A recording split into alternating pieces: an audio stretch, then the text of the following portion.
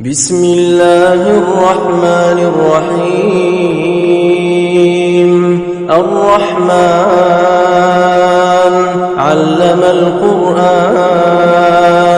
خلق الإنسان علمه البيان الشمس والقمر بحسبان والنجم والشجر يسجدان والسماء رفعها ووضع الميزان ألا تطغوا في الميزان وأقيموا الوزن بالقسط ولا تخسروا الميزان والأرض وضعها للأنام فيها فاكهة والنخل ذات الأكمام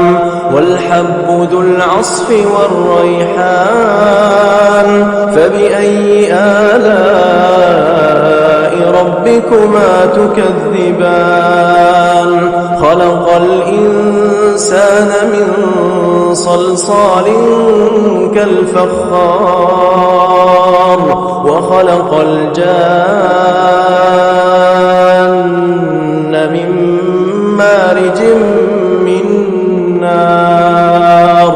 فبأي آلاء ربكما تكذبان رب المشرقين ورب المغربين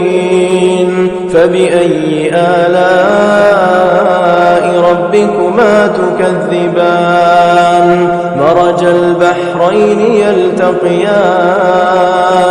بينهما برزخ لا يبغيان فبأي آلاء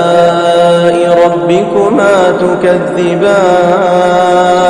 يخرج منهما اللؤلؤ والمرجان فبأي آلاء ربكما تكذبان